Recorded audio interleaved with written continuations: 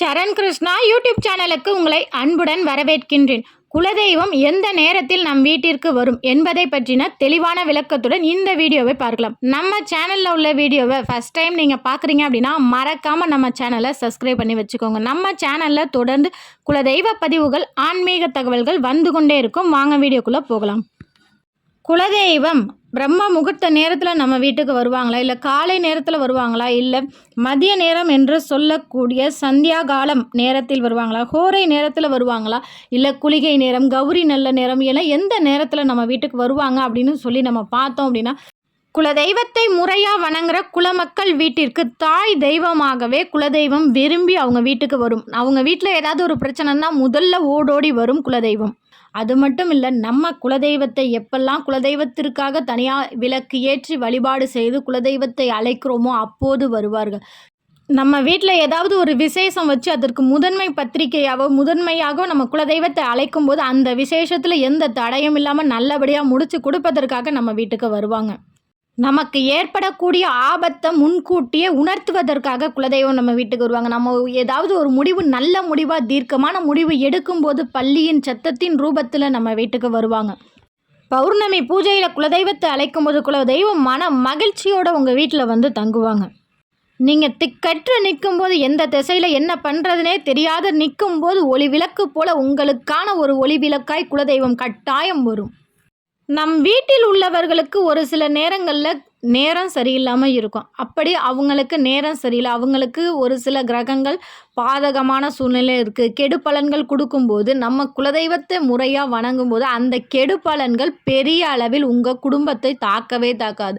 அந்த கிரகங்களுக்கு குலதெய்வம் கட்டளையிடும், இது ஏன் குலமக்கள், நீ அந்த அளவுக்கு பாதிப்பு கொடுக்கக்கூடாது, நீ அப்படியே கொடுத்தாலும் அதை நான் தாங்கிறதுக்காக என் குலமக்களுக்கு பாதுகாப்பாக நான் வந்து நிற்பேன் அப்படின்னு நம்ம வீட்டுக்கு கட்டாயம் வரும் உங்கள் குலதெய்வம்.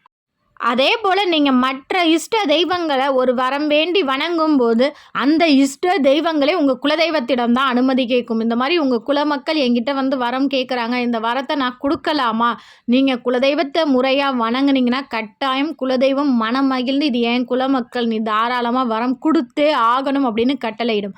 நீங்கள் இதுவே குலதெய்வத்தை வணங்காதவங்க, குலதெய்வத்தையே நினைக்காதவங்க, குலதெய்வம் தெரிஞ்சும் குலதெய்வ கோயிலுக்கு போகாதவர்கள், சரிவர வணங்காதவர்கள் மற்ற இஷ்ட தெய்வத்தை வணங்கும் போது கட்டாயம் குலதெய்வம் போய் கேட்கும். அந்த இஷ்ட தெய்வம் இந்த மாதிரி உங்கள் குலமக்கள் வந்து என்கிட்ட இந்த வரம் கேட்குறாங்க, நான் கொடுக்கவா, என்னையே அவங்க மதிக்க மாட்றாங்க, நான் தான் அந்த குடும்பத்திற்கு தாய் தெய்வம், என்னையே முறையாக வணங்க மாட்றாங்க, அவங்களுக்கு நீ எந்த வரமும் கொடுக்கக்கூடாது, இதுதான் குலதெய்வத்தின் கோபம். நீங்கள் குலதெய்வத்தை வணங்காமல் மற்ற எந்த தெய்வத்தை வணங்கினாலும் உங்களுக்கு எந்த ஒரு நல்லதுமே நடக்கவே நடக்காது. அதனால் முதல்ல குலதெய்வத்தை வணங்கி விட்டு அடுத்தது உங்கள் இஷ்ட தெய்வத்தை வணங்கி பாருங்கள். கண்டிப்பாக உங்களுக்கு நீங்கள் என்ன வேண்டுறீங்களோ அது உங்களுக்கு கை மேலே பலன் கொடுக்கும்.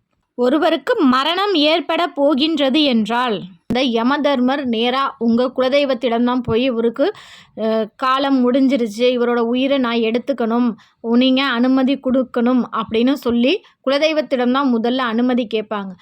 அந்த குலதெய்வம் உங்கள் குடும்ப சூழ்நிலையை பார்த்து, இல்லை இவனுக்கு இன்னும் ஒரு 5 வருஷம் 10 வருஷம் இவன் வாழ்ந்தாதான் இவனோட குடும்பம் நல்லா இருக்கும், அதனால் இத்தனை வருஷம் கழித்து தான் நீ வந்து உயிரை எடுக்கணும், அது வரைக்கும் எடுக்கக்கூடாது அப்படின்னு உங்கள் குலதெய்வம் ஆணையிட்டால் கண்டிப்பாக யமதர்மர் அந்த ஆணைக்கு அடிபணிந்து சென்று விடுவார். அதுதான் குலதெய்வத்தின் மகிமைகள்.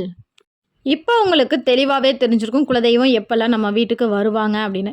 கண்டிப்பாக இந்த வீடியோ உங்களுக்கு பயனுள்ளதாக இருக்கும் என்ற நம்பிக்கையில் மற்றொரு வீடியோவில் சந்திக்கிறேன். இந்த வீடியோ உங்களுக்கு பிடிச்சிருந்தால் லைக் பண்ணுங்கள், ஷேர் பண்ணுங்கள், மறக்காமல் சப்ஸ்கிரைப் பண்ணுங்கள். சரண் கிருஷ்ணா யூடியூப் சேனல். நன்றி, வணக்கம்.